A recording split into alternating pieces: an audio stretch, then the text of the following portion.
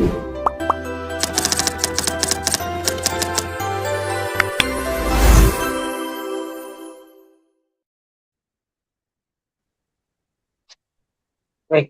Assalamualaikum warahmatullahi wabarakatuh.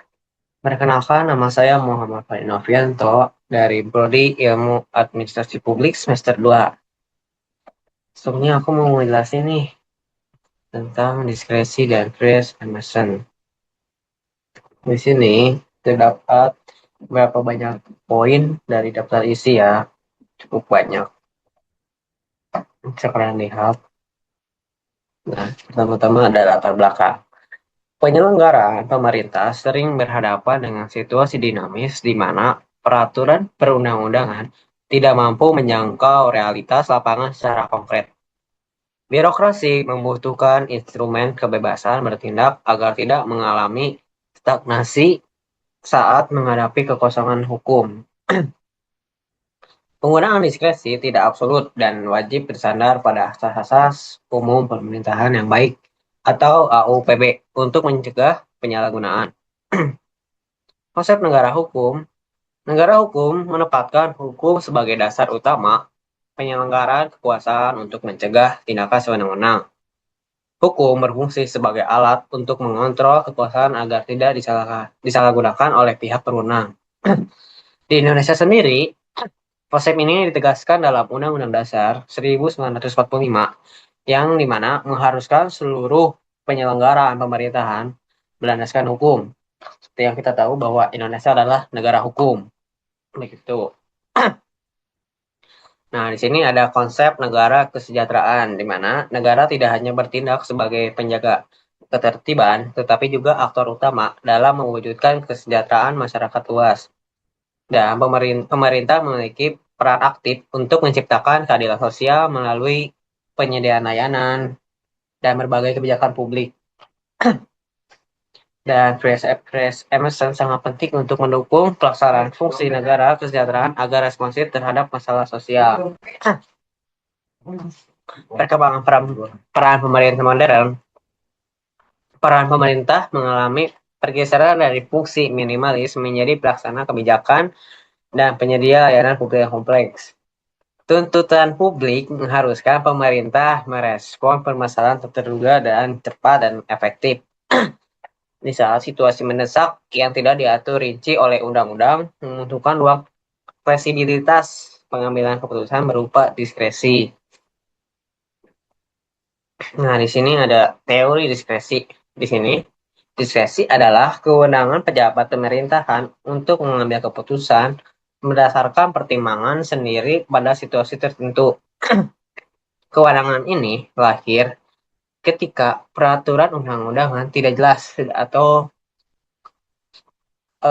ininya spangsiur lah, gitu, tidak lengkap atau sama sekali tidak mengatur suatu persoalan.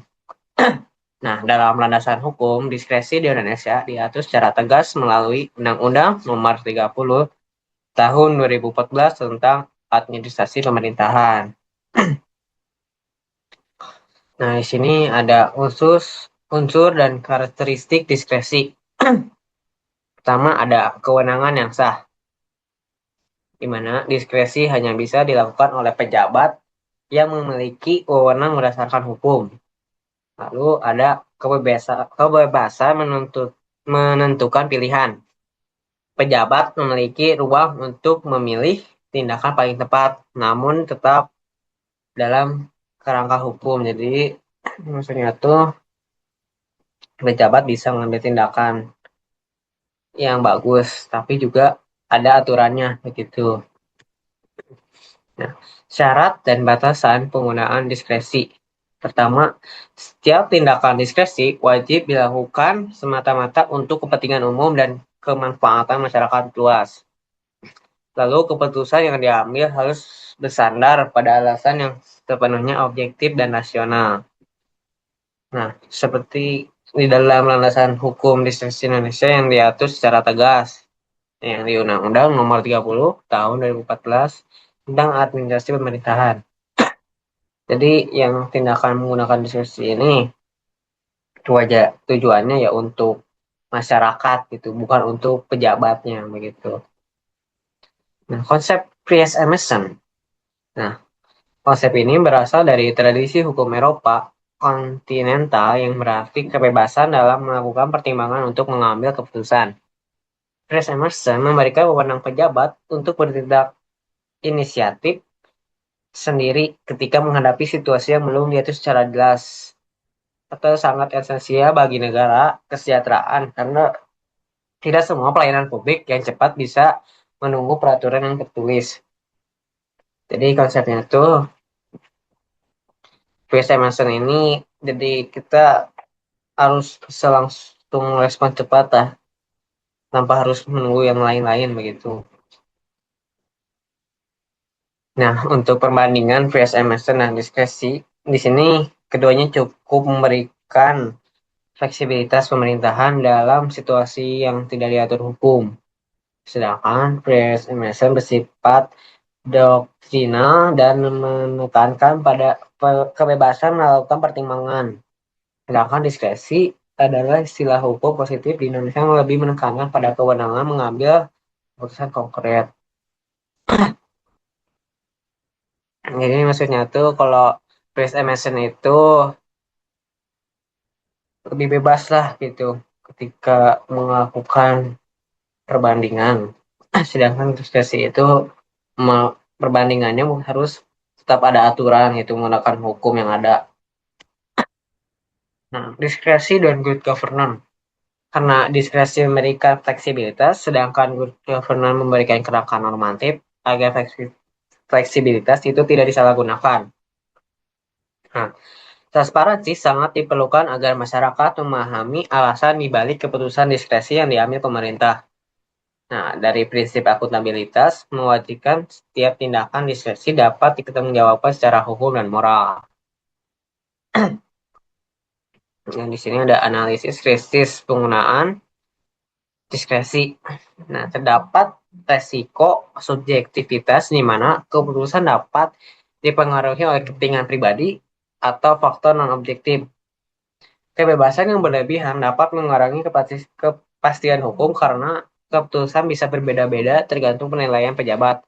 Kebanyakan mekanisme pengawasan seringkali membuat potensi penyalahgunaan wewenang sulit untuk dideteksi secara dini.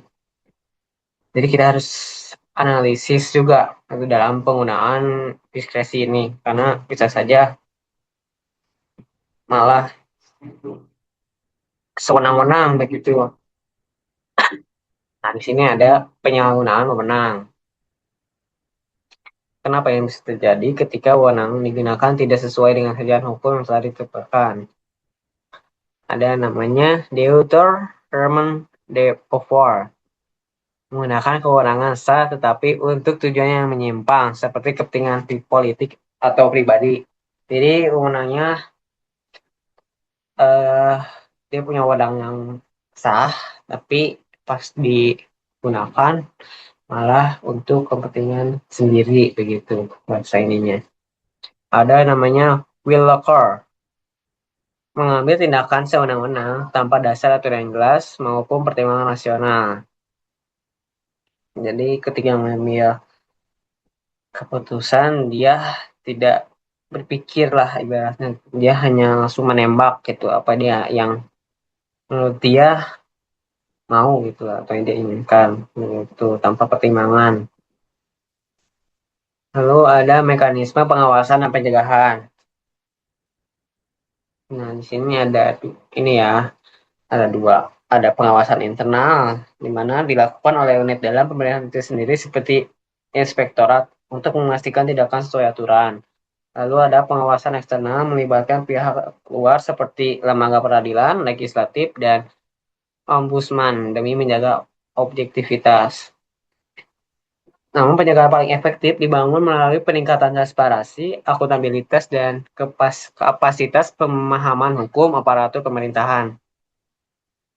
Jadi, untuk kesimpulannya, diskresi dan Chris Emerson itu konsep yang dimana sangat vital itu bagi negara kesejahteraan untuk memastikan kelancaran fungsi pemerintahan.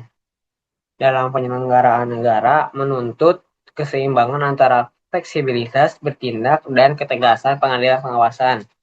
dengan prinsip good governance adalah kunci utama untuk memastikan diskresi dilaksanakan secara tepat, etis, dan bertanggung jawab. Jadi, diskresi dan information ini adalah hal yang wajib ketika kita kebingungan dalam mengambil keputusan yang dimana tidak ada titik temu, maka menggunakan diskresi dan information ini bisa lebih cepat gitu, lebih cepat tanpa menunggu musyawarah yang lain gitu. Sekian dari saya. Terima kasih. Wassalamualaikum warahmatullahi wabarakatuh.